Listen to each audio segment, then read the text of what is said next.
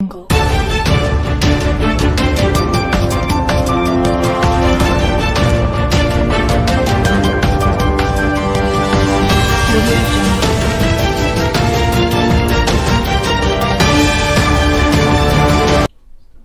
Good evening and welcome to Fliptv News. I am Christian Chiku. Let's take a look at the top headlines. Ghost City as Buhari visits Imo State.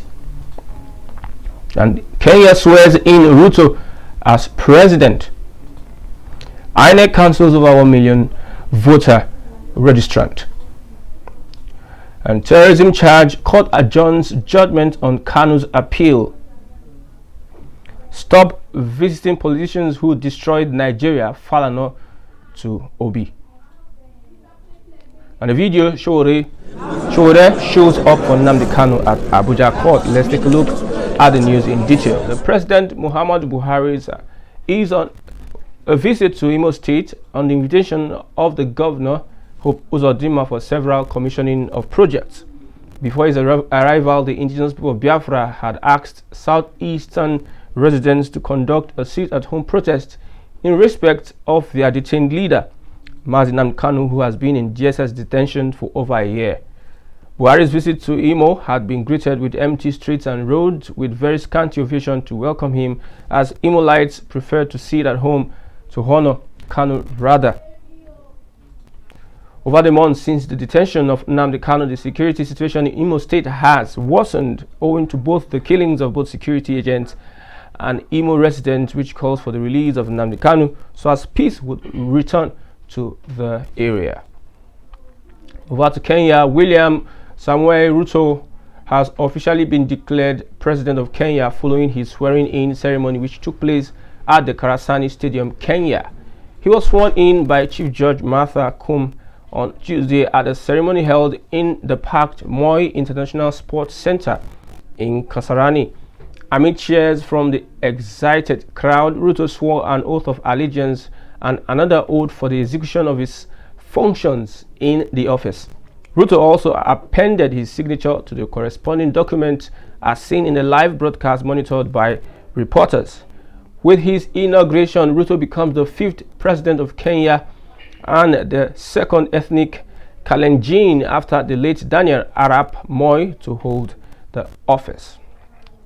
Over to INEC. Many double, multiple and ineligible registration discovered in the continuous voter registration held between January 1st and July 31st have been delisted from the voter register. The Independent National Electoral Commission, INEC, said yesterday.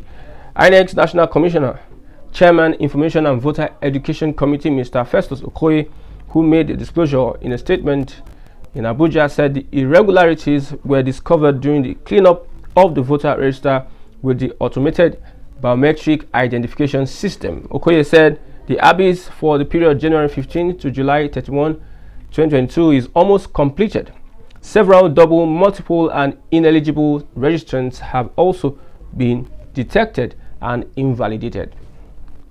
On Nnamdi Kanu's appeal, the Court of Appeal sitting in Abuja on Tuesday reserved its judgment on the appeal the detained leader of the indigenous people of Biafra, Nnamdi Kanu, filed to quash the terrorism and treasonable felony charge the federal government preferred against him. The ipob leader, who is currently facing trial before the Federal High Court sitting in Abuja, has, through his team of lawyers led by Chief Mike Ozekume, SAN, approached the appellate court to query the legal competence of the charge pending against him. He specifically prayed the appellate court to review the April 8th ruling of the trial court, which struck out only 8 out of the 15-count charge, insisting that the charge FG entered against him had no basis in law. Kanu, in his appeal dated April 29th and marked CA-ABJ CR 625-2022, applied to be discharged and acquitted. Kanu equally urged the appellate court to order his release on bail pending the determination of his appeal. Though the appeal was initially fixed for October 11th, however, following an application the embattled ipob leader filed for abridgment of time, the appellate court brought the matter forward for hearing. Meanwhile, federal government, through his lawyer, Mr. David Kaswe, urged the court to dismiss the appeal for want of merit. He maintained that the IPOB leader was brought back to the country by due process of law. He argued that the charge has been amended 7 times owing to the conduct of the appellant. After it had listened to both sides, the panel said it will communicate a date for the judgment. Falana advises Obi. Human rights lawyer Femi Falana has advised the presidential candidate of the Labour Party, Peter Obi, and other leaders of the party to desist from visiting those who destroyed Nigeria if they seek to rule the country. He said this during the Labour Party national retreat held in Abuja yesterday. The senior advocate of Nigeria opined that the party won't be able to seize power by adopting such methods, saying that would not mobilize the Nigerian people. His words: "Let me challenge the leaders of the Labour Party. You are not going to get power in Nigeria by adopting the methods of the bourgeoisie. If you want to mobilize the Nigerian people, you must go beyond visiting those who destroyed Nigeria." Falana advised them that they should rather go visiting labor, youths, women, and other unions, stressing that they are the real voters, unlike those whose only interest is looting the resources of the country. And Sowore, the presidential candidate of the AAC, Omoyele Sowore, was present at the court proceeding of IPOB leader Nnamdi Kanu, who is facing trial for charges on terrorism.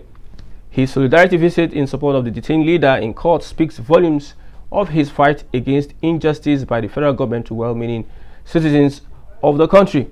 Known for standing to power, he has frequently shown his support for many that have in the past been marginalized. With that, we've come to the end of the news on Flip. I'm Christian Chuku. Thanks for watching. Bye for now.